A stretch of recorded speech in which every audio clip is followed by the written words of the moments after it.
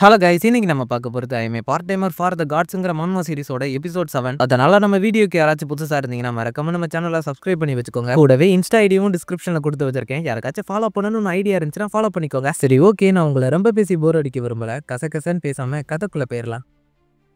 இந்த எபிகோட ஸ்டார்டிங்ல நம்ம ஹீரோ போய் கதவை திறக்க அந்த இடத்துல பார்த்தா சிஎல் ஜோ புள்ள நின்னுகிட்டு இருக்கா. அவ டாம்டிக்யூ கொஞ்ச நேரம் உங்ககிட்ட பேச முடியுமா அப்படின்னு சொல்லி கேட்க, என்ன விஷயம் அப்படின்னு நம்ம ஹீரோ கேட்க, அதுக்கு அவ ஒரு கார்டு எடுத்து கையில கொடுத்து, இது எங்க கில்டு லீடர் உங்ககிட்ட கொடுக்க சொன்னாரு. இது சன்கன் கில்டோட கெஸ்ட் பாஸ். இது உங்ககிட்ட இருந்துச்சுன்னா எங்க கில்டோட எல்லா ஃபெசிலிட்டிஸையும் உங்களால யூஸ் பண்ணிக்க முடியும் அப்படின்னு அவ சொல்ல, அதை வாங்க நம்ம ஹீரோ மிஸ்டர் டியூகே இதை வச்சு என்னை கண்காணிக்க பாக்குறாரா அப்படின்னு சொல்லி யோசிச்சுட்டு அவளை பார்த்து, ரொம்ப நன்றி இந்த கெஸ்ட் பாஸ் எனக்கு கொடுத்ததுக்கு அப்படின்னு சொல்ல, அதுக்கப்புறம் ரெண்டு பேருக்குமே என்ன பேசுறதுன்னு தெரியல. அதனால கம்மன் நிக்காங்க. நம்ம ஹீரோ மனசுக்குள்ள இது ரொம்ப ஆக்வர்டா இருக்கு. இவ யூசுவலாவே யாருக்கிட்டையும் பேச மாட்டா. இந்த சிஎல் ஜோங்கிற பொண்ணு ரொம்ப மிஸ்டீரியஸான பொண்ணு, இவளை என்னால புரிஞ்சிக்கவே முடியல அப்படின்னு சொல்லி பார்க்க, அந்த நேரம் ஸ்னோய் அவளை பார்த்த உடனே அவகிட்ட போய் ஒட்டிக்குது. இதை பார்த்துட்டு ஹீரோ, மன்னிச்சிருங்க, பொதுவா ஸ்னோய் இப்படி எல்லாம் பண்ணாது அப்படின்னு சொல்ல, அதுக்கு அவ, பரவாயில்ல இருக்கட்டும், உங்க சமன் ரொம்ப கியூட்டா இருக்கு, இதுக்கு நான் சாப்பாடு கொடுக்கலாமா அப்படின்னு சொல்லி கேட்க, அதுக்கு நம்ம ஹீரோ சரின்னு சொல்ல அவளும் எடுத்து சாப்பாடு கொடுக்கா. இதெல்லாம் பார்த்து நம்ம ஹீரோ, என் ஃபேமிலியை நான் பார்க்க போனப்போ ஸ்னோய் அவங்களை ஏறெடுத்து கூட பார்க்கல, ஆனா இவகிட்ட போய் உரசுன்னு உரசுது அப்படின்னா ஸ்னோய்க்கு அழகான பொண்ணுங்கன்னா பிடிக்கும் போல அப்படின்னு சொல்லி நம்ம ஹீரோ யோசிச்சுட்டு, இந்த மாதிரி சமன்ஸுக்கு கொடுக்கக்கூடிய சாப்பாடு அது அப்படின்னு சொல்லி கேட்க, அதுக்கு அவ, இதெல்லாம் விட்டமின்ஸ் மாதிரி, நட்ஸ் எல்லாம் சமன்ஸுக்கு நல்லது, அது உனக்கு தெரியாதா அப்படின்னு அவ சொல்ல, அவ கொடுத்த சாப்பாடுலாம் ஸ்னோய் சாப்பிட்டு முடிச்சிட்டு நம்ம ஹீரோ கிட்ட வந்துருது. இப்போ அவ நம்ம ஹீரோவை பார்த்து, உங்களை பார்த்ததுல ரொம்ப சந்தோஷம், அதே போல ஸ்னோய் உன்னை நான் நெக்ஸ்ட் டைம் மீட் பண்றேன் அப்படின்னு சொல்லிட்டு அவ கிளம்ப, அவ போனதுக்கு அப்புறம் நம்ம ஹீரோ புலம்ப ஆரம்பிக்கும். அவ கிட்ட பேசுறது ரொம்பவும் கஷ்டமா இருந்துச்சு. ஆனா ஸ்னோய் நீ நல்லா என்ஜாய் பண்ணலாம் அப்படின்னு சொல்லி பார்த்துட்டு, ஒரு நிமிஷம், அவ போறதுக்கு முன்னாடி போயிட்டு வர ஸ்னோயின்னு தானே சொன்னா, ஆனா அவகிட்ட நான் ஸ்னோயோட பேர் சொன்ன மணிக்கு எனக்கு ஞாபகம் இல்லை அப்படின்னு சொல்லி நம்ம ஹீரோ யோசிக்க, வெளியே பார்த்தா அவ சிரிச்சுக்கிட்டே நடந்து போய்கிட்டு இருக்கா. நம்ம ஹீரோவா ஒரு பெரிய ஸ்டாக்கரா இருப்பா போல அப்படின்னு சொல்லி கேஷுவலா விட்டுருதான். அப்பெல்லாம் அவனோட சிஸ்டம்ல இருந்து எக்கச்சக்கமான நோட்டிபிகேஷன் வந்துகிட்டே இருக்கு. அதை கவனித்து நம்ம ஹீரோ, நான் பிஸியா இருக்கேன்னு உனக்கு தெரியல அப்படின்னு சொல்லி கத்த, அது நம்ம ஹீரோ கிட்ட, நீங்க புக் பண்ணி வச்சிருந்த ஒரு ஜாபை எடிட் பண்ணிருக்காங்க அந்த ஓனர் அப்படின்னு சொல்ல, என்ன ஜாப்னு சொல்லி நம்ம ஹீரோ பார்த்தா, அது ஹேடிஸ்ங்கிறவங்க கொடுத்த வேலை. அவங்க ஒலிம்பஸ் மலைக்கு ஒரு பிசினஸ் ட்ரிப் விஷயமா போறாங்களா. அது வரைக்கும் என்னோட பெட்டான சபரஸை யாராச்சும் பாத்துக்கணும் அப்படின்னு சொல்லி போட்டுருக்கு. இத்தனைக்கும் அதுக்கு ரிவார்டு டபுளா கிடைக்குமா. அதை பார்த்து நம்ம ஹீரோ, ஒரு நாய்க்குட்டியை பாத்துக்கிறதுல அசால்ட் மேட்ரு அண்ட் ரிவார்டும் டபுளா கிடைக்குது, நான் இந்த ஜாப் எடுத்துக்கிறேன் அப்படின்னு சொல்லி அக்செப்ட் பண்ணி உள்ள போறான். உள்ள போனவன் தலையை பிடிச்சி, இந்த டிரான்ஸ்போர்ட்டேஷன் மெத்தடுக்கு நான் கொஞ்சம் கொஞ்சமா அடாப்ட் ஆகிட்டு இருக்கேன் நினைக்க அப்படின்னு சொல்லி பார்க்க, அந்த இடமே ஒரு மாதிரி வித்தியாசமா இருக்கு. நம்ம ஹீரோ முன்னாடி ஒருத்த லைட் அடிக்க, யாராவன் அப்படின்னு சொல்லி நம்ம ஹீரோ அவன் மூஞ்ச பார்க்க, அவன் மூஞ்சு கொடூரமா இருக்கு. அதை பார்த்து நம்ம ஹீரோ பதற. அப்பல தான் தெரியுது நம்ம ஹீரோ அவனோட போட்ல தான் நின்னுகிட்டு இருக்கான். அவன் நம்ம ஹீரோவை பார்த்து, உன்னை பாக்குறதுக்கு நீ செத்து போன மணிக்கு தெரியலையே, இது ரிவர் ஸ்டைக், இந்த இடத்துக்கு இறந்து போன ஆண் மக்கள் தான் வரும், அவங்களை இந்த ரிவரை கிராஸ் பண்ணி கூட்டு போய் ஹேடிஸை காட்டுவேன், ஆனா உயிரோட இருக்கிறவங்களால அந்த சைடு போக முடியாது அப்படின்னு அவன் சொல்ல, அதை கேட்ட நம்ம ஹீரோ, மித்தாலஜி படி பார்த்தோம்னா இவன் தான் கேரனா இருக்கணும், இவன் தான் ரிவரை கிராஸ் பண்றதுக்கு ஹெல்ப் பண்ணுவான் அப்படின்னு சொல்லி பார்த்துட்டு, அவனை பார்த்து, இந்த இடத்துக்கு நான் ஒரு வேலையா வந்திருக்கேன், அதனால ரிவரை கிராஸ் பண்ணி போகணும், அதுக்கு ஹெல்ப் பண்ண முடியுமா அப்படின்னு சொல்லி கேட்க, அதுக்கு அவன், இந்த இடத்த விட்டு கிளம்பு குப்பை அப்படின்னு சொல்ல, அது நம்ம ஹீரோ கடுப்பாயிருது. இருந்தாலும் பரவாயில்ல அப்படின்னு சொல்லிட்டு, நான் இந்த இடத்துக்கு ஹேடிஸை பாக்குறதுக்காக வந்திருக்கேன் அப்படின்னு சொல்ல, அதுக்கு என்ன தைரியம் இருந்தா அவங்க பேரை சொல்லிருப்பா அப்படின்னு சொல்ல, அதுக்கு நம்ம ஹீரோ, அவங்களோட பேர் அதுதானே, பின்ன எப்படி கூப்பிடுறது, king of death, god of death, இல்ல செத்து போனா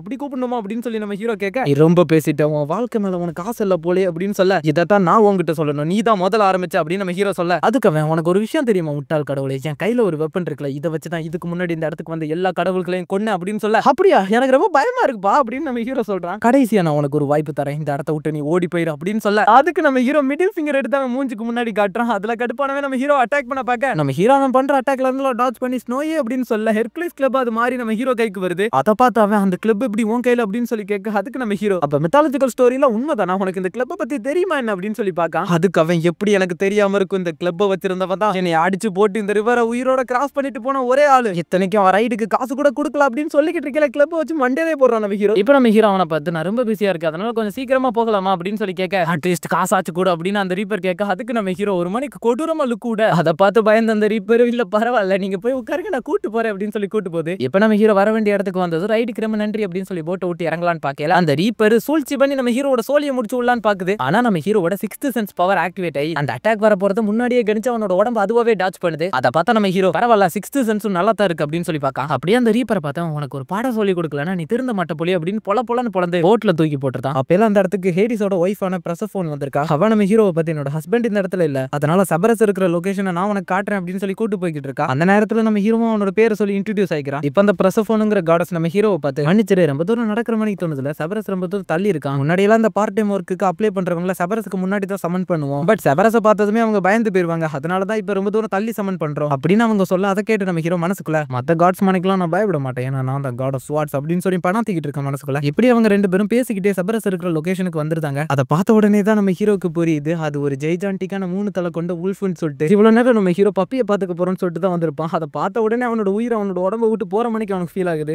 அண்ட் அந்த ஜாப் அப்ளிகேஷன்ல லாஸ்ட்ல ஒன்னு போட்டிருப்பாங்க, செபரஸ் உங்களை கடிக்க மாட்டான் அப்படின்னு சொல்லிட்டு. அது ஏன்னு சொல்லி நம்ம ஹீரோக்கு இப்பதான் புரியுது. அதை பார்த்த பயத்துல நம்ம ஹீரோ வரச்சு கோழியாட்டு நின்னுகிட்டு இருக்குல்ல, பிரசஃபோன் நம்ம ஹீரோவை பார்த்து நீங்க நல்லா தானே இருக்கீங்க அப்படின்னு சொல்லி கேட்க நல்லா தான் இருக்கு அப்படின்னு நம்ம ஹீரோ சொல்றான். அப்போ ஓகே, செபரஸை பாத்துக்கிறதுக்கு முன்னாடி என்னோட ஹஸ்பண்ட் முன்னெச்சரிக்கையா ஒரு சில விஷயத்தை எழுதி வச்சிருக்காரு, அதை படிச்சிட்டீங்கன்னா செபரஸை பாத்துக்கிறது கொஞ்சம் ஈஸியா இருக்கும் அப்படின்னு அவங்க சொல்ல. அதை கேட்டு நம்ம ஹீரோ கண்டிப்பா இந்த மாதிரி ஒரு கொடூரமான மிருகத்தை பாத்துக்கணும்னா அதுக்கு ஏதாச்சும் எழுதி வச்சுட்டு போயிருக்கணும் அப்படின்னு சொல்லி அதை வாங்கி படிச்சு பார்க்க. அதுல செபரஸ் கிட்ட இருந்து பாதுகாப்பாக இருப்பது எப்படி அப்படின்னு சொல்லி போட்டிருக்கு. ஆனா அதுல எதுவுமே ஒழுங்கா இல்ல. அதுல போட்டிருக்க மணிக்கு நம்ம ஹீரோ பண்ணானா கண்டிப்பா பையன் செத்து போயிருவான். அதனால அதை தூக்கி போட்டு என்னை சாக்க சொல்றீங்களா என்ன அப்படின்னு சொல்லி கேட்க, அதுக்கு அவங்க அதை தூக்கி போறதுக்கு முன்னாடி பின்னாடி பேஜ்ல அதோட டெய்லி ஸ்கெடியூல் இருக்கு, அதையும் பாரு அப்படின்னு சொல்ல செபரஸோட டெய்லி ஸ்கெடியூல் அப்படின்னு சொல்லி நம்ம ஹீரோவும் பேஜை திருப்பி பார்க்க. அதுல செபரஸ பிரேக்ஃபாஸ்ட் கொடுத்ததுக்கு அப்புறம் வாக்கிங் கூட்டு போகணும், லஞ்ச் கொடுத்ததுக்கு அப்புறம் வாக்கிங் கூட்டு போகணும், டின்னர் கொடுத்ததுக்கு அப்புறம் வாக்கிங் கூட்டு போகணும். அதை படிச்சு பார்த்து நம்ம ஹீரோ அதை கிழிச்சு போட்டுட்டு வாக்கிங் கூட்டு போகணுமா, ஜாப் நோட்டீஸ்ல வெறும் சாப்பாடு மட்டும் தானே கொடுக்கணும்னு போட்டுருந்துச்சு, அப்போ டாடிக்கு ஸ்கேம் பண்ணிட்டீங்களா என்னையா அப்படின்னு சொல்லி கத்துறான். அதை கேட்ட பிரசஃபோன் இப்ப கூட லேட் ஆகல, இந்த ஜாப் விட்டு நீ குயிட் பண்ணலாம். ஆனா என்ன பிரச்சனைனா இதுக்கு முன்னாடி இருந்த பார்ட் டைமரும் இதே மணிக்கு தான் பண்ணான். அவனை என்னோட ஹஸ்பண்ட் நரகத்துக்கு கூட்டு போய் விட்டுட்டாரு, அந்த இடத்துல அவன் ரொம்ப என்ஜாய் பண்ணிக்கிட்டு இருக்கான் தெரியுமா அப்படின்னு அவங்க சொல்ல. அதை கேட்டு நம்ம ஹீரோ ரைட்,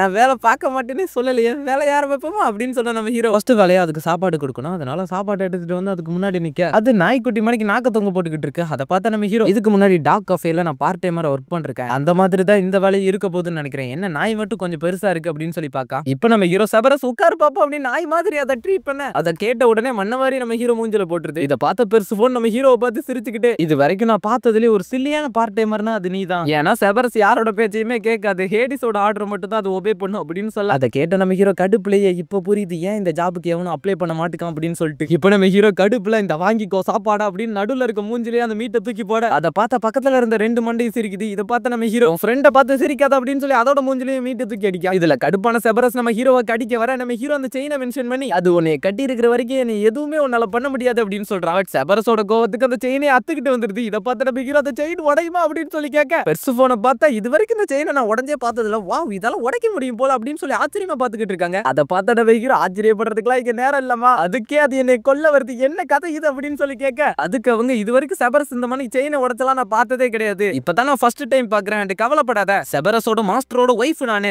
என் கூட நீ இருக்கிற வரைக்கும் செபரஸ் ஒன்னு ஈஸியாலாம் அட்டாக் பண்றது அப்படின்னு சொல்ல. ஆனா செபரஸ் இருக்கிற கோவத்துக்கு 2 பேரையும் சேர்த்து அட்டாக் பண்ண பாக்குது. அதை பார்த்து அவங்க நான் தப்பா கணிச்சிட்டேன் நினைக்க அப்படின்னு சொல்லி பார்த்தா இப்போ நம்ம ஹீரோ அவங்கள சைட்ல போக சொல்லிட்டு ஸ்னோயை கிளப்பா மாத்தி செபரஸ் கூட சண்டைக்கு போறான். அதை போய் மண்டையில அட்டாக் பண்ண அதோட கையை வச்சு நம்ம ஹீரோ அடிச்சு போட்டுருது. இப்போ நம்ம ஹீரோ உடம்பு பூரா ரத்தத்தோட ரிவர் ஸ்டிக்கி கிட்ட படுத்து கிடக்கா. அவன் மட்டும் அந்த ரிவருக்குள்ள விழுந்துட்டான எக்கச்சக்கமான கெட்ட ஆன்மாக்கள் அவனோட உடம்பை இழுத்துக்கிட்டு உள்ளாக்க போயிடும். இதை சொல்லி பெர்சஃபோன் வார்ன் பண்ண, பட் நம்ம ஹீரோ காதுக்கு எதுவுமே கேட்க மாட்டேங்க, அதை அடிச்சு அடியில. அதனால அவங்க செபரஸை ஸ்டாப் பண்ண பாக்காங்க. ஆனா அவங்க எவ்வளவு சொன்னாலும் அது கேட்கற மணிக்கு தெரியல. இப்போ அது நம்ம ஹீரோவை அட்டாக் பண்றதுக்காக வெறிகொண்ட வேங்கையா ஓடி வர நம்ம ஹீரோ மனசுக்குள்ள கண்டிப்பா ஒரு நாய்க்கு மட்டும் நான் சாப்பாடா மாறிட மாட்டேன் அப்படின்னு சொல்லி பின்னாடி இருக்கிற ரிவருக்குள்ள குதிச்சிருந்தா. இதை பார்த்த பெர்சஃபோன் பதற நம்ம ஹீரோ தண்ணிக்குள்ள மூழ்கிக்கிட்டு அந்த இடி என் தலையில விழுந்ததுக்கு அப்புறம் என்னோட வாழ்க்கை மாற போகுதுன்னு நினைச்சேன், ஆனா இப்போ சாகர தருணத்துல கிடக்க இது எல்லாமே கனவு மாதிரி இருக்கு அப்படின்னு சொல்லி நம்ம ஹீரோ பாத்துக்கிட்டு இருக்கேன். நம்ம ஹீரோ கிட்ட ஸ்னோயி நீச்சல் அடிச்சு வந்துகிட்டு இருக்கு. அதை பார்த்த நம்ம ஹீரோ ஸ்னோயி நீயாச்சும் வாழ அப்படின்னு சொல்ல, ஸ்னோயை பார்த்தா முட்டா பையமானிக்கு பண்ணாத அப்படின்னு சொல்லி மூக்க கடிச்சு வச்சிருது. இப்போ நம்ம ஹீரோக்கு ஓரளவு கான்சியஸ் வந்துருது. பட் நம்ம ஹீரோவை எக்கச்சக்கமான கைகள் பிடிச்சி தண்ணிக்குள்ள இழுக்குது. அப்பெல்லாம் நம்ம ஹீரோக்கு ஒரு ஐடியா வருது, ஸ்னோயை ரெட் ஃபிஸ்ட் வச்சிருப்பாப்ல ஒரு வெப்பன், அந்த ஹேமரா மாத்தி இருக்கிற எல்லா கையும் பொலன்னு பொளந்து விட்டுட்டு எப்படியோ தண்ணியை விட்டு வெளியே வந்துருதான். ஆனா இன்னும் அந்த இடத்துல தான் செபரஸ் நின்னுகிட்டு இருக்கு. அந்த இடத்துல இந்த எபிசோடு முடியுது. சரி ஓகே காய்ஸ், கண்டிப்பா இந்த எபிசோடு உங்களுக்கு பிடிச்சிருக்கும் நம்புறேன். பிடிச்சிருந்துச்சுன்னா நம்ம சேனலை சப்ஸ்கிரைப் பண்ணிட்டு கூடவே ஒரு கமெண்ட்டையும் போட்டுட்டு போங்க. சரி ஓகே, உங்களை நான் நாளைக்கு ஒரு வீடியோல பாக்குற வரைக்கும் பாய்.